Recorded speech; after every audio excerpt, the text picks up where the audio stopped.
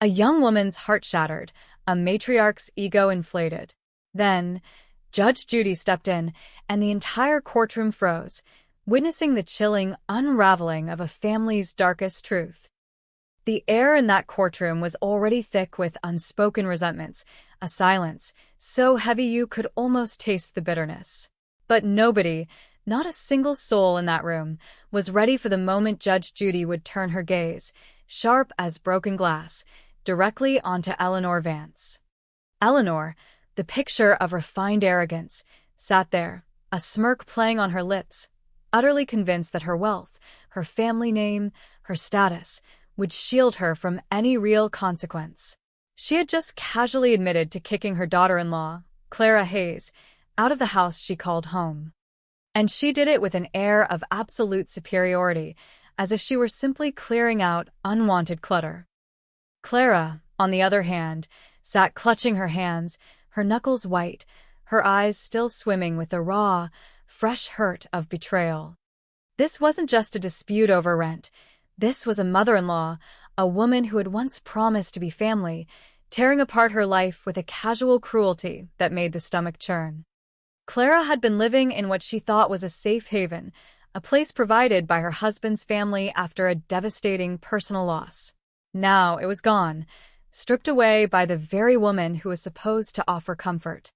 You could feel the tension, the sheer injustice of it, pressing down on everyone. This wasn't just about a roof over her head. This was about dignity, about humanity, about the brutal power imbalance when old money decides to play God. And the worst part? Eleanor Vance truly believed she was in the right. She believed her actions were justified. And that, right there, was her gravest mistake. "So, Miss Vance," Judge Judy began, her voice a low thrum that cut through the silence like a scalpel, "you admit you told Ms. Hayes to leave the property. You admit you changed the locks." Her eyes, usually so quick to ignite, were unnervingly calm, a stillness that was far more terrifying than any shout. The courtroom held its breath, leaning forward collectively, sensing the shift in the atmosphere. This wasn't going to be a simple case about eviction. This was personal. Eleanor Vance, sensing a chance to perform, straightened her expensive blazer. "Yes, Your Honor. I did. It was my property. My son's property, technically. And frankly, she was no longer a suitable tenant or a suitable presence in our family home. There are standards, Your Honor, standards she simply wasn't upholding." Her voice dripped with an insinuation that hung heavy in the air, a thinly veiled insult wrapped in a veneer of civility. A murmur rippled through the gallery, a collective gasp of disbelief at the sheer audacity.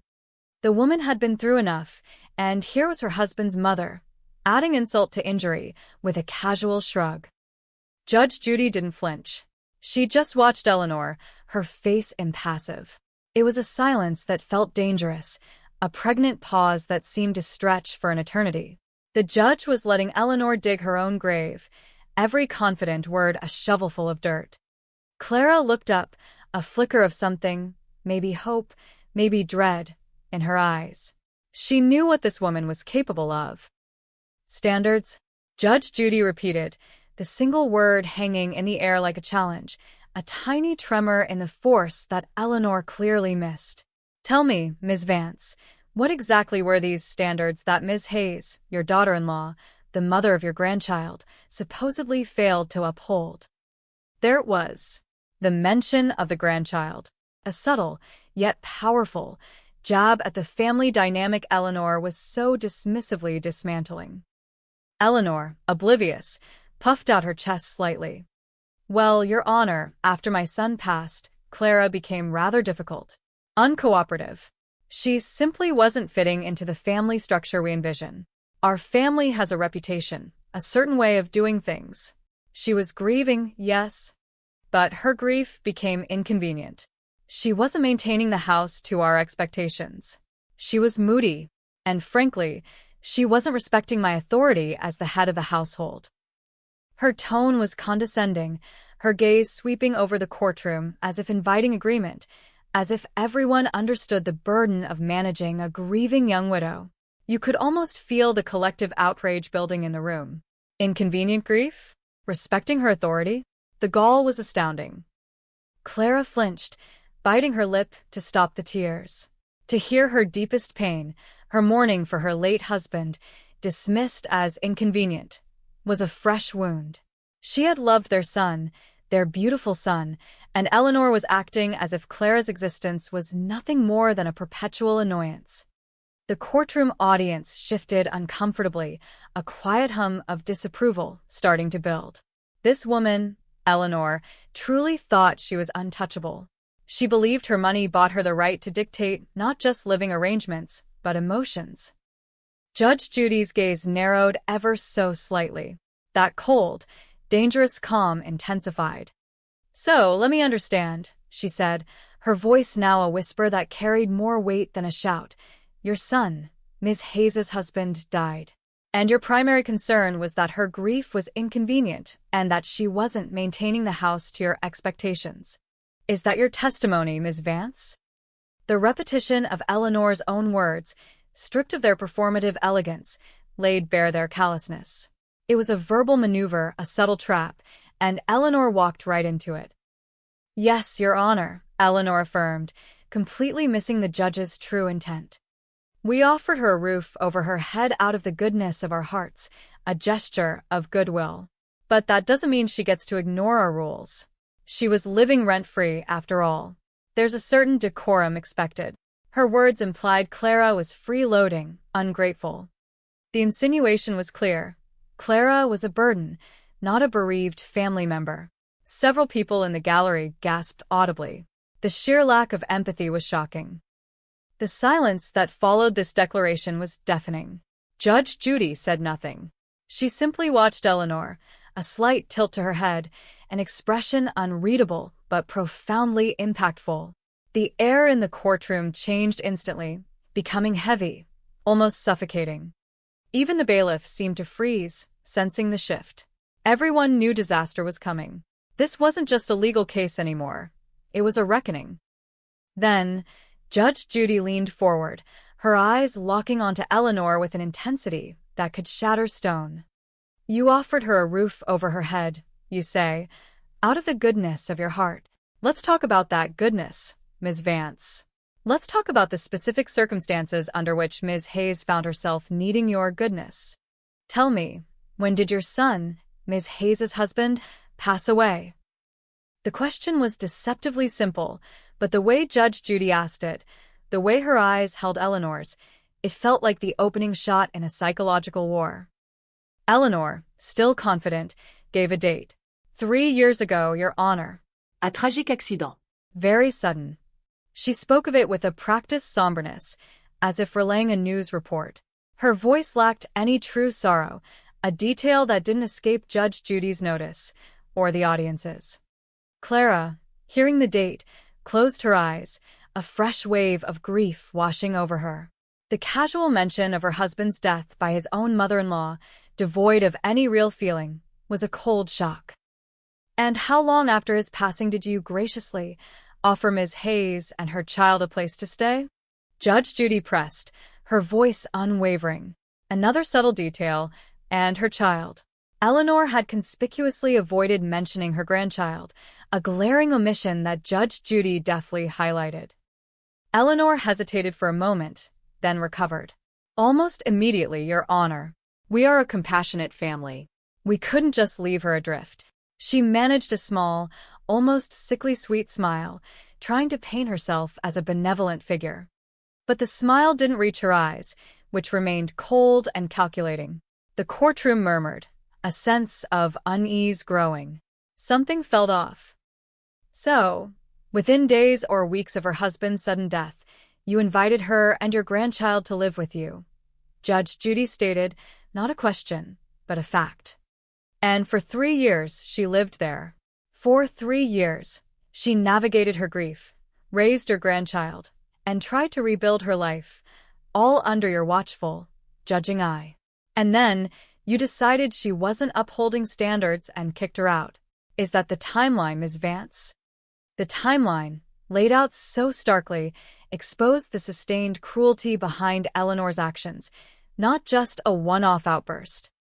Eleanor, sensing a slight shift in the judge's tone, began to get defensive. Your Honor, it wasn't quite like that. We provided for her. We clothed her. We fed her. We supported her. But there came a point where she simply wasn't contributing. She wasn't holding up her end. We are a family of achievers. Your Honor. Everyone pulls their weight. She wasn't. She was simply wallowing. The word wallowing hung in the air, a final, utterly demeaning blow. The gasps from the gallery were undeniable now, louder, more fervent. This woman was truly heartless. Clara finally broke, a soft sob escaping her lips. She covered her face with her hands, shaking. Judge Judy didn't look at Clara. Her focus remained solely on Eleanor, her silence a potent weapon. It was as if she was allowing Eleanor to fully reveal the depths of her callousness, to expose her true character to the entire room. The moment of raw emotion from Clara, contrasted with Eleanor's icy demeanor, spoke volumes without a single word from the judge. Then, Judge Judy leaned back in her chair, a slight, almost imperceptible shake of her head. So, a woman whose husband, your son, died tragically, who is raising your grandchild, for 3 years in your home you expect her to achieve, to pull her weight, while still deep in the throes of grief? And when she doesn't, you call it wallowing and throw her out? Is that the compassion of the Vance family, Ms. Vance? The rhetorical question was a direct hit, a moral indictment. The courtroom was utterly silent, hanging on every syllable. Eleanor, flushed now, saw the trap. She tried to pivot. Your Honor, it's not about compassion. It's about responsibility, about maintaining a certain level of decorum, about the sanctity of our family name. She was becoming a liability, a drain. My son wouldn't have wanted that. He was a proud man. She was grasping at straws, trying to invoke her deceased son's name to justify her coldness, to deflect the blame. Her voice had lost its smooth composure, a hint of desperation creeping in. A liability? Judge Judy repeated, a flicker of something, maybe disgust, in her eyes. A drain? You mean a human being who is suffering, Ms. Vance? You confuse suffering with a deficit. You confuse grief with a lack of ambition. And you have the audacity to invoke your deceased son's name, as if he would approve of this petty cruelty. How dare you? The last 3 words were not shouted, but delivered with such controlled fury, such cutting precision, that they echoed through the stunned courtroom like a thunderclap. The temperature in the room plummeted. That was the first true verbal destruction. Everyone, including Eleanor, visibly recoiled. The illusion of her untouchable status had just been severely dented. Eleanor's face went pale. The color drained from her cheeks, her smugness replaced by genuine shock. She wasn't used to being spoken to like that, not in front of people, not in public. She opened her mouth to speak, but no words came out. The silence stretched again, but this time it was Eleanor's silence, a moment of profound humiliation as her carefully constructed facade began to crack. She had no idea what was truly coming. Judge Judy didn't give her a chance to recover. Let's talk about this sanctity of your family name, Ms. Vance. And this liability. You said Ms. Hayes wasn't contributing.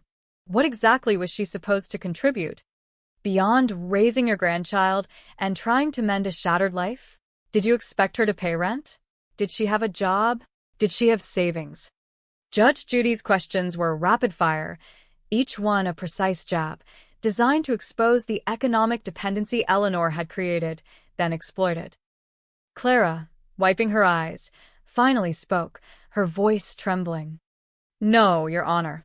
After my husband passed, I couldn't work. The grief was overwhelming, and he left no life insurance. We were young. His family, Ms. Vance, she said she would take care of us. She promised me security, a home, for me and for my daughter. Her granddaughter. She said I wouldn't have to worry, that the Vance name would protect us. The words spilled out, raw and painful, a hidden reveal that shifted the entire narrative. A promise. A betrayal. The audience gasped again, a fresh wave of sympathy for Clara, a fresh surge of anger towards Eleanor. This wasn't just an eviction. This was a broken promise, a calculated deception. Eleanor scoffed, regaining a sliver of her composure. Your Honor, I never promised anything legally binding. It was a gesture of familial support, a temporary arrangement. She simply misinterpreted my kindness. And as for her not working, that was her choice. We offered her opportunities, resources.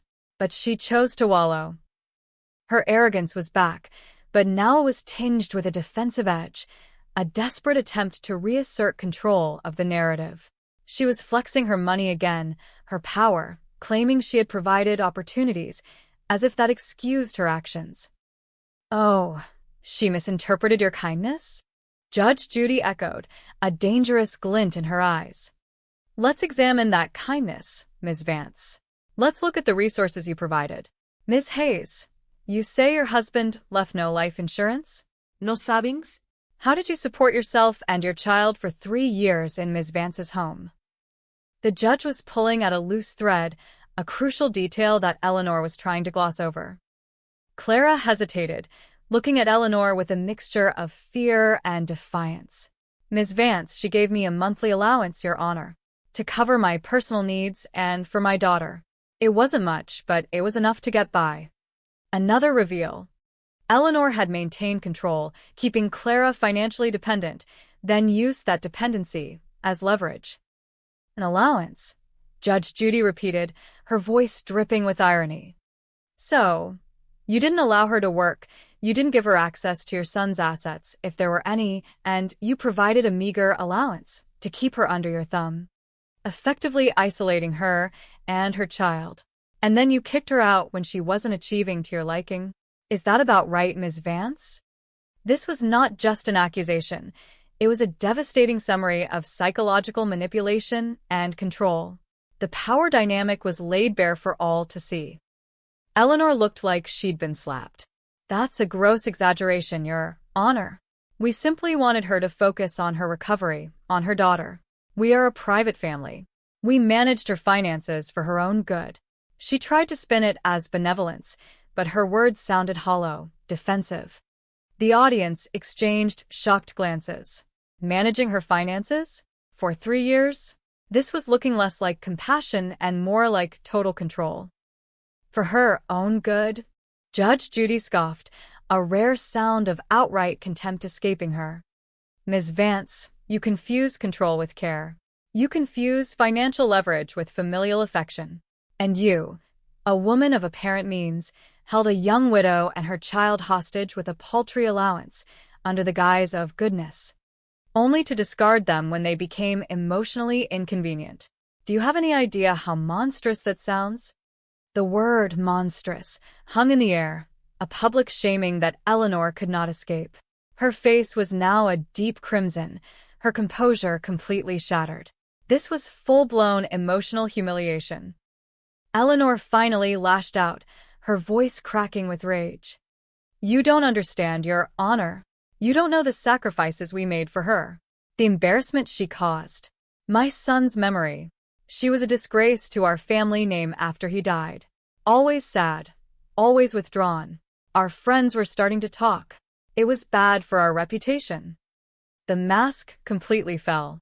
The true, ugly motivation poured out. Not care, not justice, but reputation. Social standing. The words embarrassment, disgrace, bad for our reputation revealed her shallow priorities. The entire courtroom gasped, horrified by the raw, venomous confession. Whispers erupted, a torrent of shocked indignation. The courtroom went utterly silent again, but this time, it was different. This wasn't the silence of anticipation, it was the silence of utter revulsion. Everyone, the bailiff, the clerks, the gallery, looked at Eleanor Vance with a collective horror. Judge Judy, however, remained unnervingly still. She simply stared at Eleanor, her eyes piercing through the last remnants of the woman's self-deception. This was the moment, the exact moment the courtroom froze. So, Judge Judy said, her voice now barely above a whisper, yet it cut through the thick air like a razor. It wasn't about her grief. It wasn't about her wallowing. It wasn't about standards. It was about your reputation. It was about what your friends were starting to talk about. You threw your son's grieving widow and your own grandchild out of their home because their visible pain was an inconvenience to your social standing. Is that what you were telling this court, Ms. Vance? The direct, unflinching summary of Eleanor's confession was a devastating blow. It stripped away every last shred of dignity.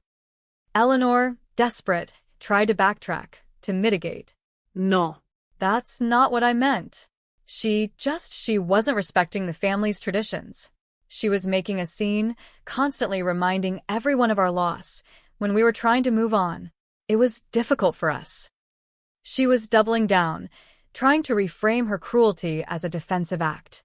It was a pathetic attempt at a comeback, but it only served to deepen her public humiliation. Judge Judy leaned forward again, her expression colder than ice. Difficult for you? Ms. Vance, let me tell you something about difficulty. Difficulty is losing your husband, the father of your child. Unexpectedly, difficulty is waking up every day with an aching void. Difficulty is trying to raise a child alone while navigating a world that suddenly feels alien. Difficulty is not having your social calendar slightly inconvenienced by someone else's very real, very profound grief. You confuse your discomfort with her devastation. Every word was a hammer blow, perfectly aimed, dismantling Eleanor's distorted perception of reality. And as for family traditions and moving on, Judge Judy continued, her voice rising slightly, let's talk about the true tradition of a family, Ms. Vance. It's supposed to be about support, about unconditional love, about protecting those who are vulnerable. You, Ms. Vance, have perverted every single one of those traditions. You have used your wealth not to uplift, but to oppress. You have used your position not to nurture, but to control and then discard.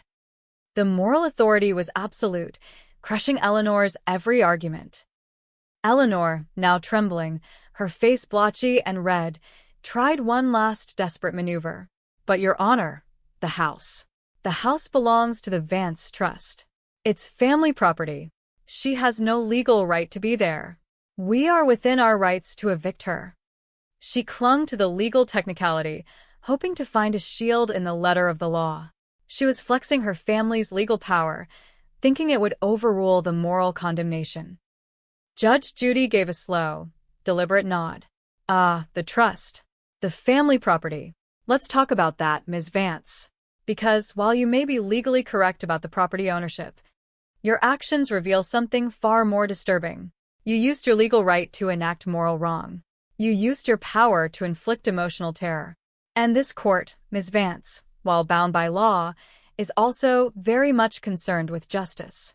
And frankly, what you did was nothing short of a cruel, calculated act of emotional abandonment. Her words were scorching, a complete moral annihilation of Eleanor's argument. Clara, throughout this, had been listening, her head slowly rising, a new sense of resolve hardening her features. She saw Judge Judy fighting for her, dismantling the woman who had tormented her. This was the justice she had been yearning for. The audience was transfixed, utterly gripped by the dramatic turn. So, Judge Judy continued, her voice now flat and final, you kicked her out. You changed the locks. You left a young widow and her child with nowhere to go. And you did it because her sadness was bad for your reputation. Now, Ms. Vance, let me tell you what else is bad for a family's reputation. It's having a matriarch who behaves like a heartless tyrant. It's having a family name associated with emotional abuse and cold-blooded opportunism. That is what truly tarnishes a name, Ms. Vance, far more than a grieving daughter-in-law. This was a direct counterattack, a crushing blow to Eleanor's core obsession, her public image. Eleanor's mouth opened and closed, no sound escaping. Her eyes darted around the courtroom, realizing that every single person present was looking at her with disdain, not pity. Her public humiliation was complete. Her reputation, the very thing she so desperately tried to protect, was now in tatters, exposed by her own words and the judge's relentless moral assault. The silence that followed was heavy with her shame, a stark contrast to her earlier arrogance. It was a silence of profound judgment, not just from the judge, but from the entire room. "Now, Miss Hayes," Judge Judy turned to Clara, her voice softening slightly, but still firm. "What do you seek from this court?" The question was a lifeline, a re-empowerment of the victim. Clara, taking a deep breath, spoke with newfound clarity. "Your Honor, I need time. I need a place to live, to get back on my feet. I need some compensation for the belongings I couldn't retrieve. And I need to be free of her control. I want my daughter to grow up knowing that not all family is like this, that there is kindness." Her demands were modest, yet deeply meaningful, highlighting the fundamental need for safety and dignity. Judge Judy nodded slowly, her gaze sweeping back to Eleanor. "Miss Vance, you claim to be a woman of means, of goodness. This court is not going to allow you to leave a young woman and your own grandchild destitute on the street because you found their grief inconvenient. You will provide Ms. Hayes with a substantial sum, not as rent, but as compensation for the emotional distress you caused, for the disruption of her life, and for the flagrant disrespect shown to your son's memory." The amount Judge Judy named was significant, drawing a sharp intake of breath from the gallery. This wasn't just pocket change. It was a punishment designed to make Eleanor feel the cost of her cruelty. Eleanor's jaw dropped. "Your Honor, that's outrageous. I will not pay such a sum for her ingratitude." Her voice was shrill, desperate, a final, futile act of defiance. The villain was losing control, exposed and cornered. "Oh, you will, Miss Vance," Judge Judy said, her voice now dangerously low, "or I will ensure that your family's good name is dragged through every single legal channel I can find. I will make sure that every charity you claim to support, every social club you belong to, every acquaintance you pretend to impress, knows exactly what kind of goodness you possess. This court is not just about the law, Ms. Vance. It is about justice. And sometimes, justice demands that people like you learn that money cannot buy you a moral compass." This was the ultimate counterattack, threatening the very core of Eleanor's perceived power and status. The courtroom exploded in a wave of gasps and murmurs. The threat to expose Eleanor and her social circles was a far greater humiliation than any financial penalty. Her face crumpled, the last vestiges of her arrogance dissolving into a mask of pure terror. She knew, in that moment, that she had truly lost. Not just the case, but her carefully constructed image, her status, everything she held dear. Her ego collapsed under the weight of Judge Judy's relentless moral judgment. Furthermore, Judge Judy continued, her voice resonating with absolute finality. "You are hereby ordered to stay away from Miss Hayes and her daughter. No contact.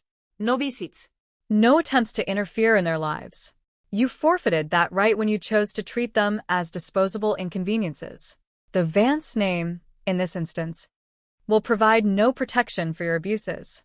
It will only serve to remind you of the moral bankruptcy you displayed today." This was the public humiliation, the stripping away of her familial connection, sealing her isolation.